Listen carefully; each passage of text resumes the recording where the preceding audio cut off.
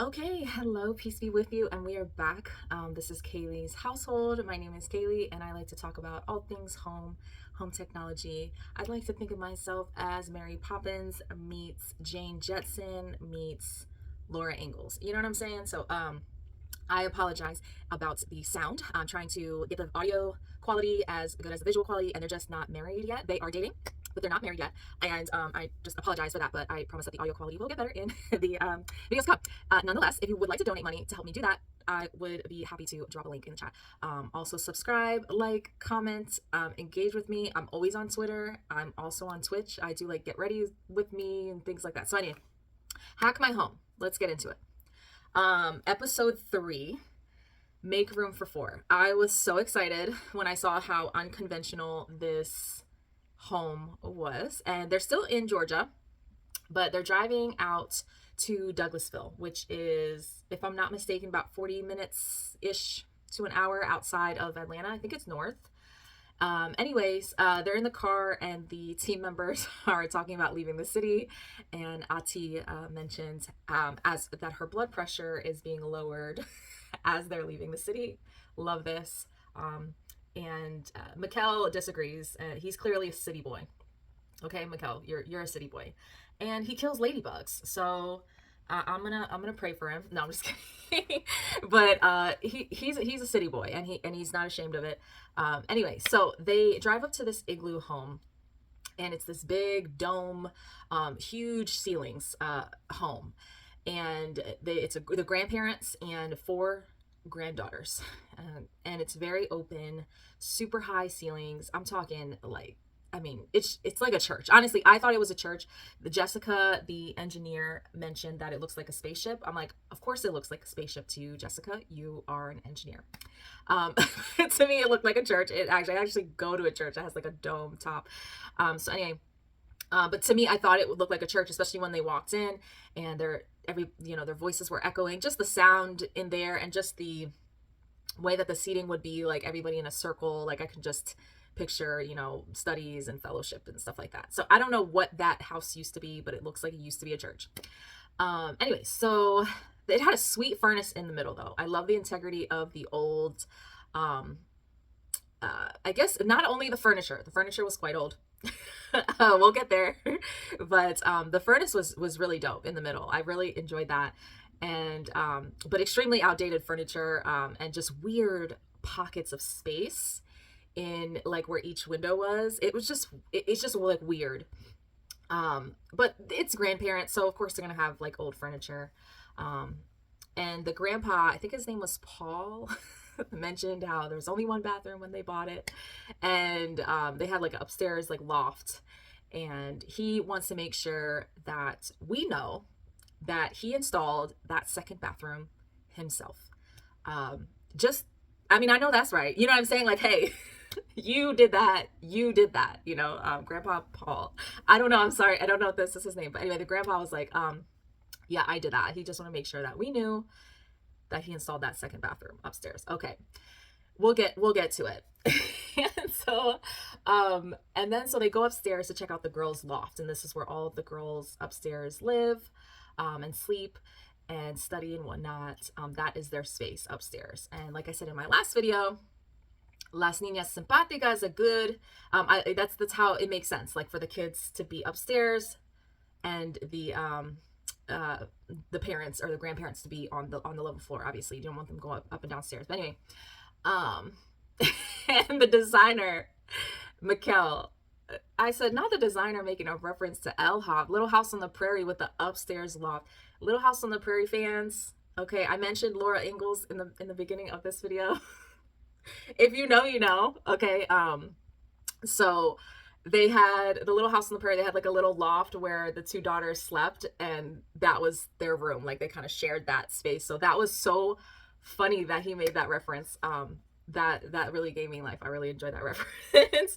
And the upstairs is actually, when they walked upstairs, it's actually not terrible. It was quite organized and quite tidy. I actually was very, very impressed with how organized and tidy it was. And one of the members had mentioned that too. They're like, oh, this is actually not bad. Like y'all are working with what you got. And the girls are so politeful and respectful. They're just so modest, especially the young one, the two young ones. Like they're just all modest and very polite and respectful, and it just really goes to show the parenting of the grandparents. I think they've been with them the last 10 years, so they're kind of raising them, right? So anyway, here comes Ati with the code breach about the upstairs bathroom. She said, okay, I let you have your time, Grandpa, about you building that bathroom, but this is not up to code. Okay, and it's not up to code. I would have said the same thing. She read my mind, because when the camera went over, it showed that bathroom was not, it was not good. You can tell that it was an afterthought. Let's just say that. And it's another reason why I think this building was a church, because if you have that upstairs area and then just like this like one closet, they only had one closet up there, and then they had and then there was no bathroom. And so it's like, yeah, that makes sense for that to be a church, where it's like just the downstairs had the bathroom, and then like, yeah, anyway. So Ati burst the bubble. Said this bathroom is not up to code. I don't know what's going on here with the pipes. This is a fire hazard or a flood hazard or whatever. But I'm so happy that she mentioned that. I love her. Then they had the sweetest moment where they opened up like this other closet loft section upstairs, and it was actually a prayer closet that the grandmother had for herself. That was like her prayer closet, and where she recorded music, or she was planning to, and it was just like she knew that she had to give it up. And it was just such a sweet moment. You could see it in her eyes that she knew she had to give it up. And Ati was just like, yeah, we're gonna keep this here, we're gonna move it, but you're gonna still have your prayer closet. Like, I see how important it is to you, and put it somewhere else, because yes, Jesus is important to this family. And I just love that they see that it's important to this family, and they keep that integrity, and they keep the integrity of many things, which I will mention about as we go on. And so then they go back and they're thinking about, so the experts, I'm gonna call them the experts. You can tell I watch my trash reality series where there's experts, but they're not experts, but the professionals, I guess you would say, the members of the team, start talking about if they want to put like a bathroom in the middle of that upstairs pod, or the upstairs loft. And the designer's like, yes, luxury pods, and yes, put the bathroom in the middle. Like, he wants this to be luxury. He wants this to be a spa. Like, I'm here for it. I'm here for it. And you know what? And I know I called him a city boy in the in the beginning of this video. I actually he's not, he got some country in him though, because you see him carrying wood, dressers, tools. I mean, he got his shorts on. He's working, okay? He's not just a designer, okay? He gets his hands dirty, but he does believe in luxury, and I'm here for that. Especially when there's girls, and you understand that girls need their own space in their bedroom, and there's a lot of sanctity in being a growing woman. And there's a lot of the privacy that I feel that you should give to growing girls and women. And it's just that relationship between them and themselves, and then what would be their God or their motivation. Just in general, I think it's important for everybody, every child, to have their own sacred space, and where they feel like, okay, this is my space and this is how I express myself, you know what I mean? So I just love that they all see that that is needed. And so then they show shout out to the carpenter. His name is Freddie Ramiro, legendary name. And they're talking about the vanity, and they're talking about the bathroom in the middle, and okay, how are we going to do this vanity? And one thing that I didn't ever think about was, he said, oh, well, what about chairs? And I'm like, okay, why did he even mention chairs? Like these girls, I mean, the oldest is 19, I believe, and then the youngest is 6. And then the other 2 fall somewhere in between there. And I'm like, why do they need chairs for their vanity? But then I was like, oh no, they are thinking about their lifestyle, because they all have lots of hair products and natural hair care. And then, listen, I am a sit on the floor and get ready ass, okay? And so I guess I don't think about chairs, because I sit on the floor. Okay, this is part of who I am. And and the girls that know. There's like a meme about girls that sit on the floor. Like if she sits on the floor and does her makeup and hair, like she'll beat ass. Like she'll beat, she's rowdy or something like that, where it's like, it's so funny. But it's not wrong. But it's also just like, it takes so long, the things that you have to do with your hair, and when you have like natural hair, it is like you have to sit down. And I also am a fan of like Asian lifestyle, and like the things that they do at home, and I just think it's healthier to sit on the floor for your hips. But nonetheless, that's me.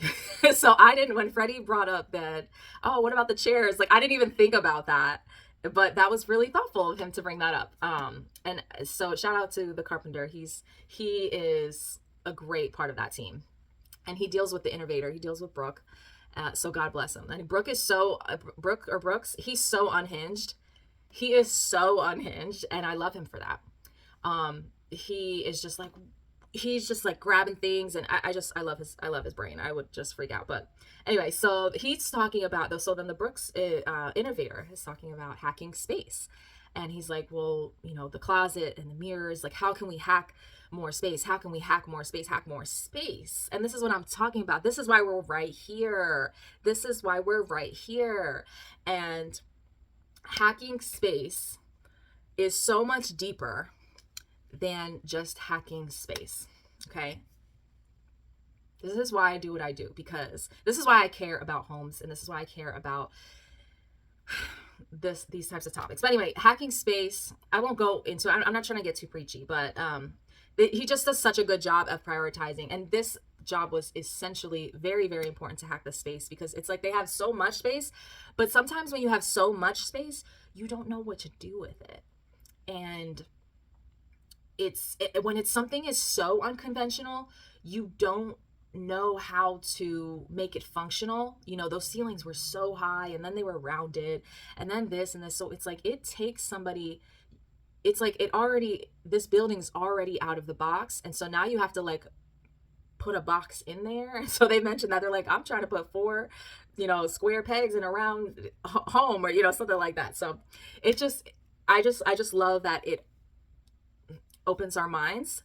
And I don't know, anyway, they hacked this space, and they came up with really cool turning mirrors and Clueless style like closet, you know what I mean, like really, really cool, all their renovation. And they did pods upstairs, but nonetheless, let's start with the downstairs. Yeah, so they open up the doors, and there's a new paint job and flooring, and to be honest, that's all that they needed. And they installed like the ceiling fan, and the grandfather's like, oh, thanks, y'all took away, you took away so much work that I could have done, or whatever. So he's so cute.